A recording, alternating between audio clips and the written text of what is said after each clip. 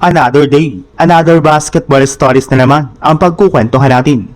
At ngayon nga ay pag-uusapan natin ang balitang may pangako nga na po si Victor Wembanyama sa Spurs at ang balitang game plan ng Los Angeles Lakers laban sa OKC Thunder.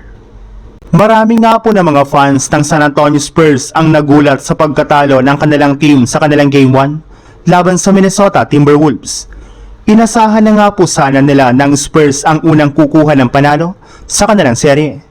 Pero hindi lang naman nga po mga fans ng Spurs ang dismayado sa nangyaring ito dahil maging ang kanilang superstar nga po na si Victor Wembanyama ay sobra na rin naman nga pong nagalit sa kanilang pagkatalo.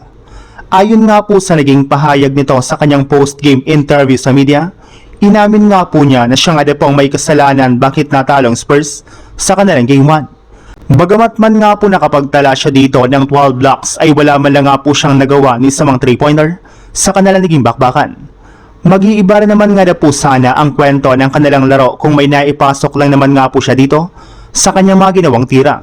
Yes, sinisisi na nga po ngayon ni Wemby ang kanyang sarili dahil sa pagkatalo ng Spurs sa Game 1, kaya pinangako na nga po niya dito na hindi na mauulit pa ang ganong kalamyang shooting nito sa kanilang mga susunod na game at inaasahan nga po na babawi siya sa kanilang kupunan. Sa ibang balita naman, alam na nga po ng Lakers kung gaano kalakas ang kupunan ng OKC Thunder, kaya hindi na nga po sila pwedeng magpakampante simula umpisa hanggang sa pagtatapos ng laban. Kailangan na nga po nilang ingatan ang bola dahil kapag naging reckless nga po sila sa kanilang mga ginagawang play ay sigurado nga po na matatambakan sila sa kanilang unang game. Expect na nga po ng Lakers na susubukan nga po sila ng OKC Thunder na tambakan sa umpisa pa lang ng first quarter. Kaya either kailangan nga po ng Lakers na sabayan ito o di kay pilitin nga po nila na pabagalin ang pace ng laban.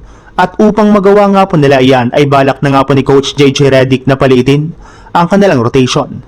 Gagamit na lang naman nga po ang Lakers sa Game 1 ng at least 8 players upang makuha agad ng mga ito ang kanilang rhythm sa loob ng court. Bukod na rin nga po dyan, pagpopokosan na rin naman nga po ng Lakers ang kanilang perimeter defense upang sa ganon ay maiwasan nga po nila na mag-init ang shooting ng mga players ng OKC Thunder. Since kapag nagawa nga po nila yan ay mapapabagal nga po nila ang pace ng kanilang laban na siyang magbibigay sa kanila ng tsansa na manalo dito.